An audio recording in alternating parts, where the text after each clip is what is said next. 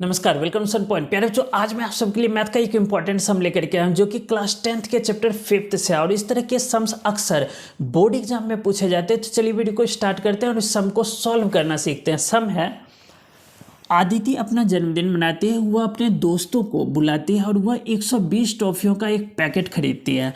वह टॉफियों को इस प्रकार रखती है कि पहली पंक्ति में 3, दूसरी पंक्ति में 5 और तीसरी पंक्ति में 7। इसी प्रकार से आगे भी रखती है। तो फर्स्ट क्वेश्चन है, टॉफियों की कुल कितनी पंक्ति बनेगी। सेकंड है, अंतिम पंक्ति में कितनी टॉफियाँ रखी जाएगी। थर्ड है, 7वें और तीसरे पंक्ति में टॉफियों का अंतर बताएं। और फोर्थ है, 12वें पंक्ति में टॉफियों की संख्या बताएं। तो चलिए, आई होप कि क्वेश्चन समझ में आया होगा। क्वेश्चन है कि 120 टॉफियों का एक पैकेट है जिसको कि वह प्रथम पंक्ति में 3 रखती है, दूसरे में 5 और तीसरे में 7। तो देखिए बच्चों, हम लोग इसको सॉल्व करते हैं। मैं यहाँ सॉल्यूशन लिखता हूँ और यहाँ पर सॉल्व करके समझाता हूँ। देखिए बच्चों, पहली पंक्ति में वह 3 रखती है, सेकेंड में वह 5 रखती है और थर्ड में 7 रखती है और इसी तरह से वो रखती चली जाती है और उसके पास ओनली 120 टॉफ़ीज है, यानी कि 120 टॉफ़ी है एक पैकेट में।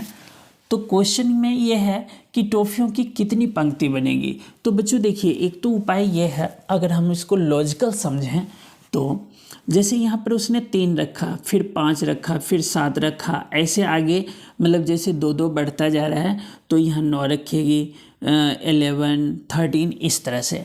और हम लोग इसको प्लस करते जाएंगे और जहाँ 120 टॉफ़ी पूरा हो जाएगा तो हम समझ लेंगे कि उसमें इतनी पंक्तियाँ होगी या अंतिम में कितनी टॉफ़ियाँ रखी जाएगी। लेकिन बच्चों यहाँ पर 120 टॉफ़ी है, तो आई थिंक कि हम लोग कुछ आगे बढ़ेंगे तो सबको प्लस करने पर हम लोग गेट कर सकते हैं कि भाई कितनी पंक्ति बनेगी या कितनी टॉफ़ियाँ रखी जाएगी। लेकिन बच्चों 120 की जगह अगर कुछ एक्स्ट्रा आ जाता है, नंबर अधिक आ जाता है, तो हम लोगों को बहुत वक्त लगेगा। तो इसलिए हम लोग इस तरह के सम्स को सॉल्व करने के लिए फॉर्मूला का यूज करते हैं। बिकॉज मैथ का मतलब ये है कि बेसिक कंसेप्ट को समझने के बाद फॉर्मूला अप्लाई कीजिए और बहुत ही कम समय में आप सम को सॉल्व कीजिए। तो चलिए हम लोग इसको फॉर्मूला अप्लाई करके समझते हैं, ताकि आगे किसी भी तरह के सम्स आए, अगर टाइप ये हो, चाहे उसका नंबर कितना भी अधिक हो, हम लोग उसको ईजिली सॉल्व कर पाएँ। तो जैसे यहाँ पर 3, 5, 7 इस तरह से है, तो आप देखिए इसको ए मान लीजिए 3 को, यानी प्रथम पद 3 है, और डी निकालिए। डी का मतलब होता है सार्वंतर, यानी कि डिफरेंस। तो डिफरेंस जो है बच्चों A2 माइनस A1 करेंगे, दैट मीन्स इसको A1 माना है मैंने, A2 A3 इस तरह से बढ़ते जा रहे हैं। तो देखिए बच्चों, डी निकालते हैं तो A2 का मतलब है 5 और A1 का मतलब है 3, तो माइनस करने पर 2 आ जाएगा। आई होप कि यहाँ तक क्लियर होगा। और मैंने चैप्टर भी पॉइंट आउट किया कि ये 5.3 है। ये एक यूनिट मतलब यूनिट टेस्ट में पूछा गया एक क्वेश्चन है, इसको मैं सॉल्व करके बता रहा हूँ। लेकिन चैप्टर ये 5.3 से है, इसलिए मैंने इसको चैप्टर 5.3 पुट किया है। चलिए हम लोग आगे बढ़ते हैं।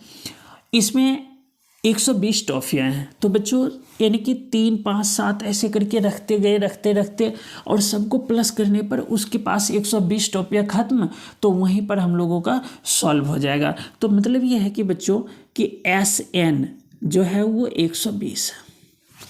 क्लियर बच्चों? तो देखिए SN का फॉर्मूला आप लोगों को पता ही होगा कि n/2 2a plus n-1 into D होता है ना। चलिए हम लोग इसको आगे बढ़ाते हैं। SN की वैल्यू है हमारे पास 120, N हमारे पास गिवन नहीं है, N ही पता करना है कि टॉफ़ियों की कितनी पंक्तियां बनेगी। तो मतलब नंबर ऑफ जो Q है वो पूछा जा रहा है ना, लाइन। n/2 2a की जगह बच्चों 3 है, जो कि यहाँ पर मैंने लिखा है, प्लस N गिवन नहीं है तो n-1 और D हमारे पास है 2। आगे सॉल्व करते हैं। 120 मल्टीप्लाई 2 हो जाएगा, बिकॉज इसको हम लोग इस तरफ ऐसे करेंगे तो 2 यहाँ आ जाएगा। आगे बढ़ते हैं। n 2 तिया 6 जमा 2 से n को कीजिए 2n आएगा और 2 को 1 से करेंगे तो 2 माइनस का आएगा, क्योंकि प्लस माइनस माइनस होता है। ये सॉल्यूशन आई होप कि समझ में आया होगा। चलिए 120 गुने 2 रखते हैं इक्वल टू n। 6 में से 2 को घटाएंगे क्योंकि देखिए अंक में से अंक माइनस होता है, n के साथ माइनस नहीं होगा बिकॉज ये n लगा हुआ है। तो अंक को अंक से माइनस करेंगे तो 6 में 2 घटाएंगे तो 4 आ जाएगा और जमा का 2n। यहाँ तक क्लियर हुआ बच्चों। चलिए अब हम लोग ऊपर में यहाँ पर सॉल्व कर रहे हैं। यहाँ सॉल्व करूँ या यहाँ पर आई होप कि हाँ, चलिए यहाँ सॉल्व कर रहा हूँ मैं। यहाँ एक लाइन कर देता हूँ।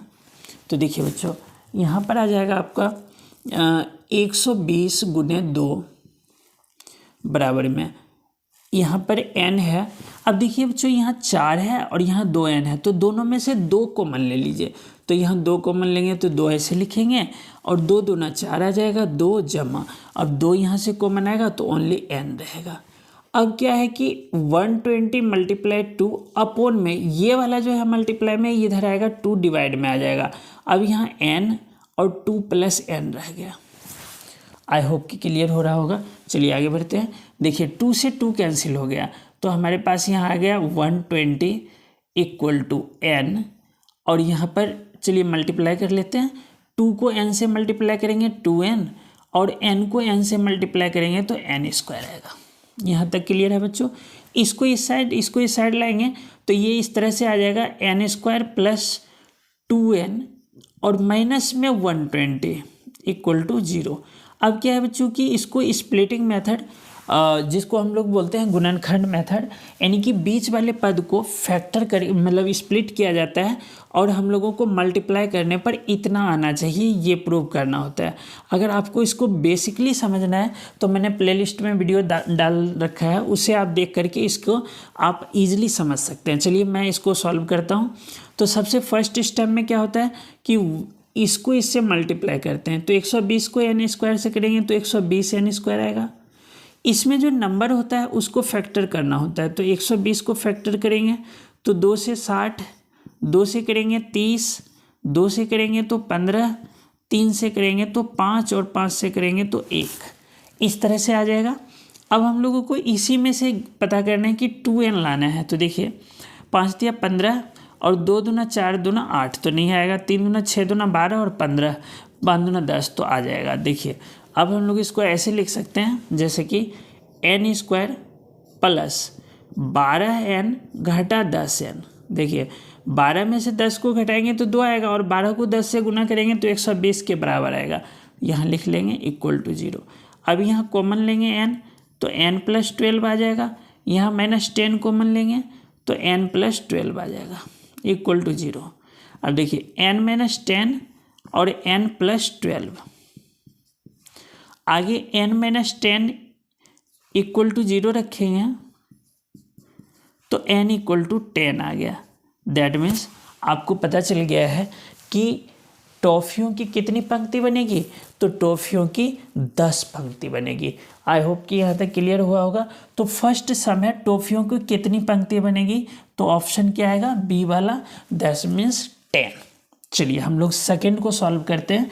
तो जैसे 10 पंक्ति है तो देखिए बच्चों इसको अब मैं लॉजिकली समझाता हूँ कि कैसे हुआ। तो देखिए 3 5 7 ये तीसरे पे आ गए, अगला आएगा 9, उससे आगे आ जाएगा 11 13 15 17 19 21। तो देखिए गिन लेते हैं 10 हुआ, 1 2 3 4 5 6 7 8 9 10। तो देखिए बच्चों ये 10वां लाइन है। दैट मीन्स टॉफ़ियों की कितनी पंक्ति बनी 10। अब आप अगर इसको प्रूव करना चाहते हैं तो इसको प्लस कर लीजिए, सभी को प्लस करने पर 120 आ जाएगा। तो इससे साबित हो गया कि अगर 10 पंक्ति बनाएं तो 120 टॉफ़ी की संख्या हो जाएगी। तो टॉफ़ियों की कितनी पंक्ति बनेगी 10। फर्स्ट क्लियर हुआ। अब अंतिम पंक्ति में कितनी टॉफ़ियाँ रखी जाएगी, तो अंतिम पंक्ति में कितनी रखी जाएगी बच्चों 21 रखी जाएगी। तो ये बी वाला ऑप्शन आया। अब है 7वें और तीसरे पंक्ति में टॉफ़ियों का अंतर बताइए। तो देखिए 1 2 3 4 5 6 7, 7वां क्या है 15 है, 15 लिख लेंगे। ये मैं थर्ड कर रहा हूँ। और तीसरा है 1 2 3 7, 15 में 7 घटा दीजिए तो 8 आ जाएगा। तो सातवीं और तीसरे पंक्ति में टॉफियों का अंतर कितना होगा? 8 आ जाएगा। क्लियर हुआ बच्चों? थर्ड। चलिए फोर्थ क्लियर करते हैं। 12वें पंक्ति में टॉफियों की संख्या कितनी होगी? तो देखिए ये 10वां पंक्ति है, अगर ये 11वां होगा आगे तो 2 और प्लस करेंगे तो 23 आ जाएगा, और 12वां होगा तो 2 और प्लस करेंगे तो 25 आएगा। दैट मीन्स 12वें पंक्ति में टॉफियों की संख्या कितनी होगी? तो 25। आई होप कि यह क्वेश्चन अच्छी तरह से समझ में आया होगा, और मुझे उम्मीद है कि अगर इस तरह के लॉजिकल क्वेश्चन 5th चैप्टर से आपके बोर्ड एग्जाम में आते हैं तो आप ज़रूर इसको सॉल्व कर पाएंगे। और इसी तरह के क्वेश्चंस, इसी तरह के सम आपको बोर्ड एग्जाम में 5th क्वेश्चन से देखने को मिलेगा।